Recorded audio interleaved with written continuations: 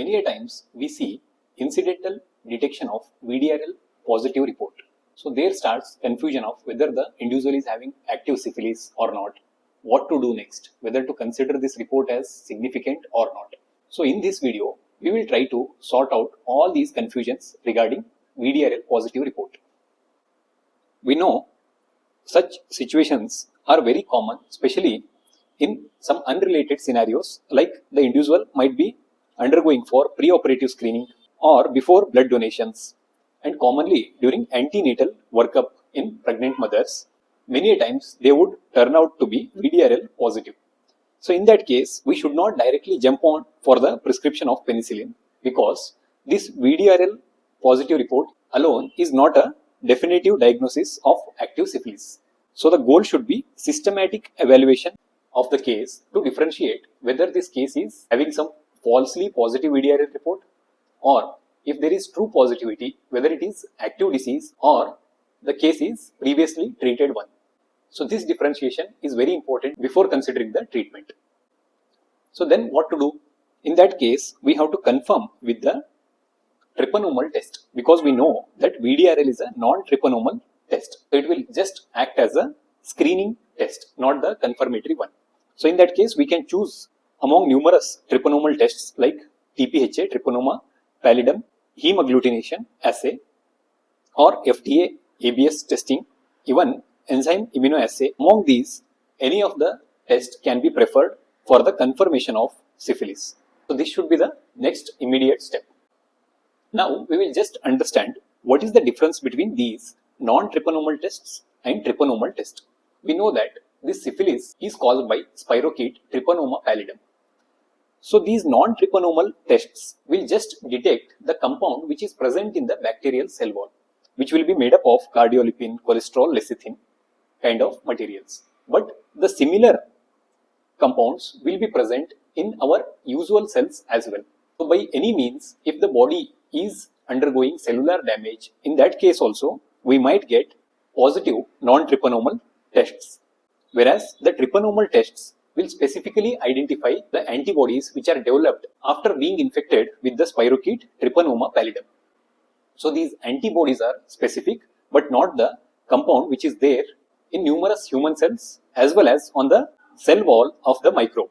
So this point is the differentiating thing when it comes to the analysis of these tests. So that's why these tests are only used for screening, and for confirmation we have to choose treponemal tests.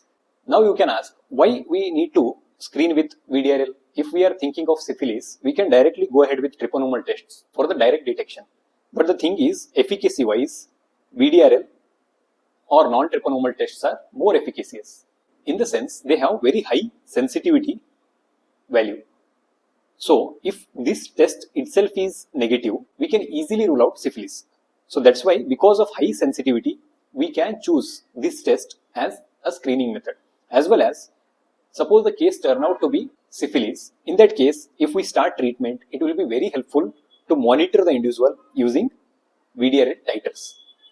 These are the advantages of non-treponemal tests.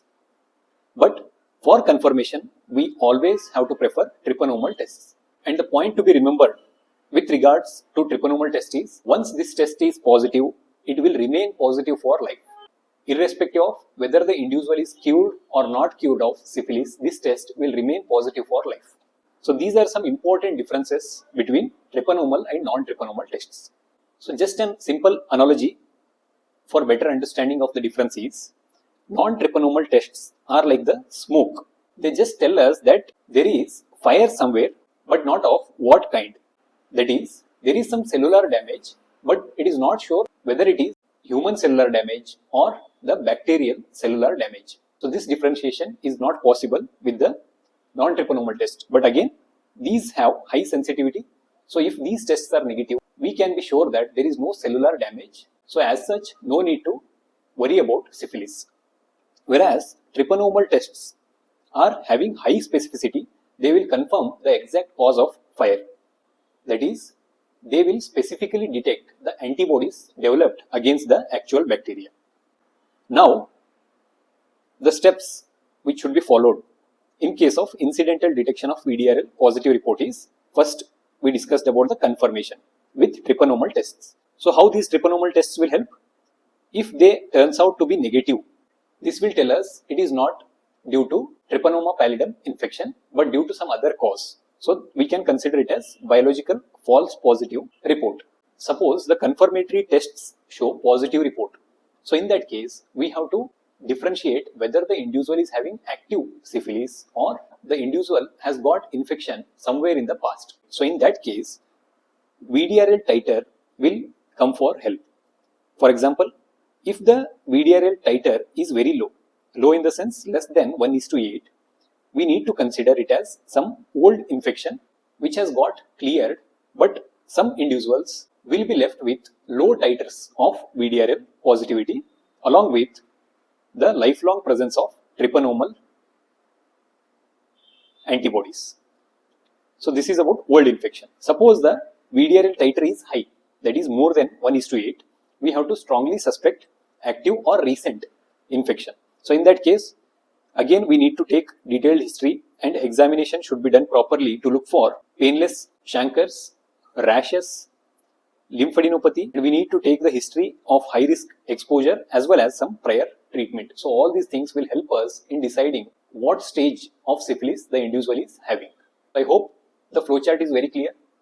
First, confirm whether it is treponemal infection or not with confirmatory tests. If they turn out to be negative, it is not due to infection but due to some other reason, false positivity report the individual has got.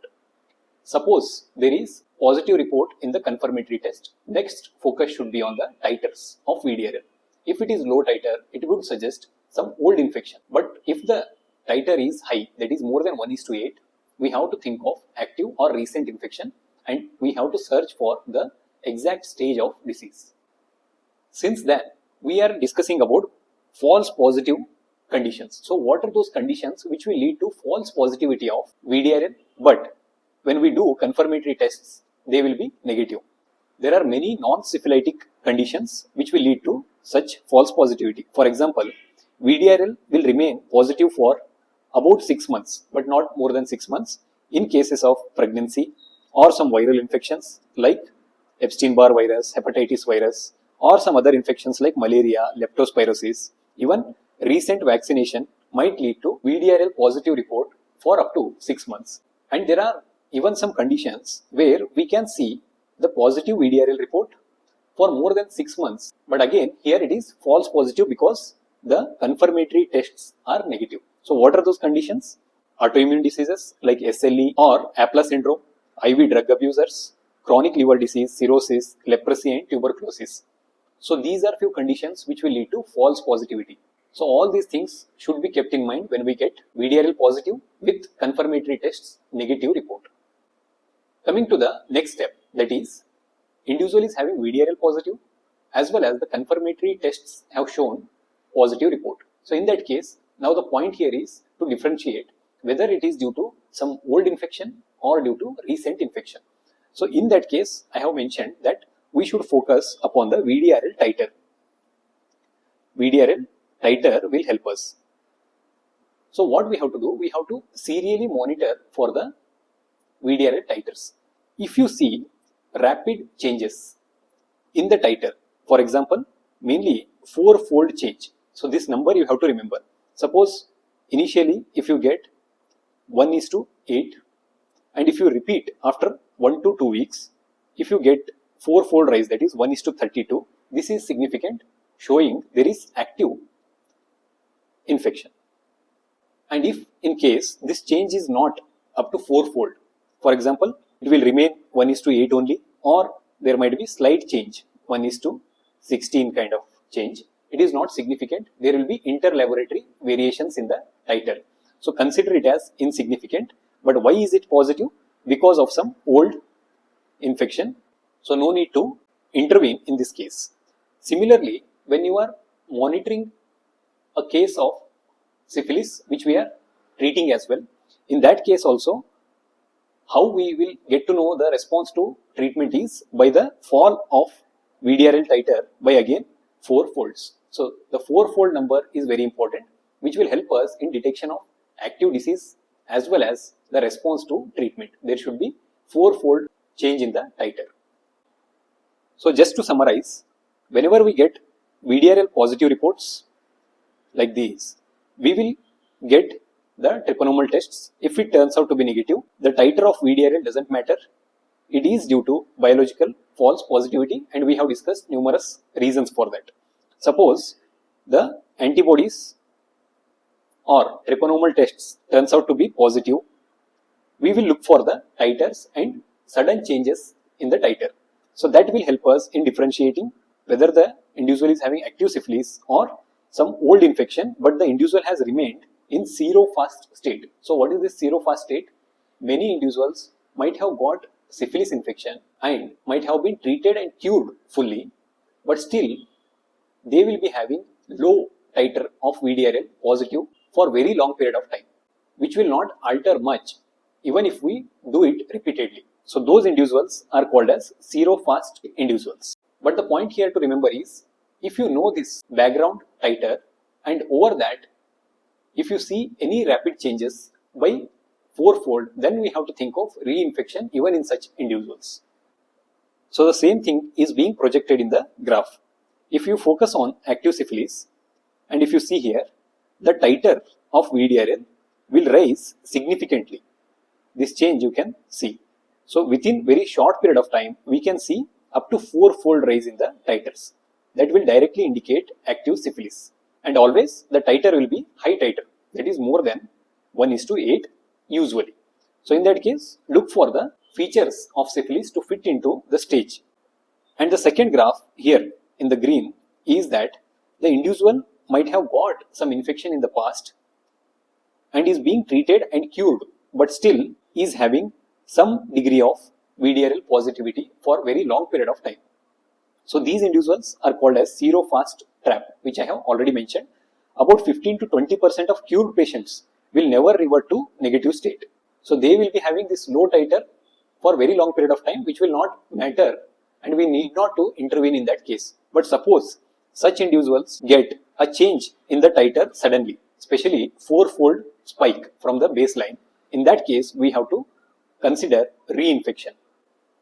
So whether it is reinfection or if you have detected a newly active case, so the next step should be to identify the stage of syphilis to decide regarding the treatment duration.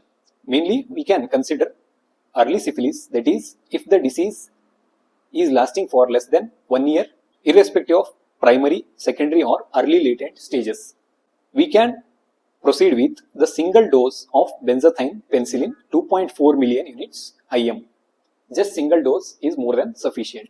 Suppose the duration is of more than 1 year, or if the duration is unknown, then better to give 3 doses of benzathine penicillin, same 2.4 million units, once every week for 3 consecutive weeks. So totally it will be 7.2 million units. And if you know, there will be numerous clinical clues to identify these stages. For example, there will be painless ulcer in the genital areas, there will be lymph node enlargement, skin lesions over palms and soles, even condylomata lata.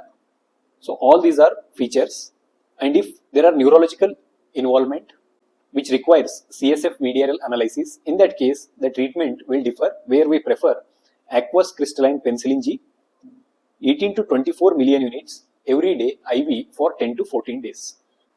And whenever we start with penicillin, there might be chances of a reaction called Jarisch-Hexheimer reaction. And remember, this is mediated by the endotoxins like pyrogens from dying spirochetes, but not a penicillin allergy.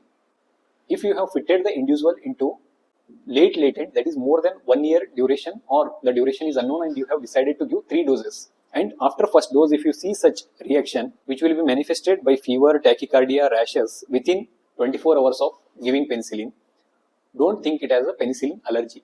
It is a good response to the penicillin, and because of dying spirochetes, the release of pyrogens will mediate this reaction.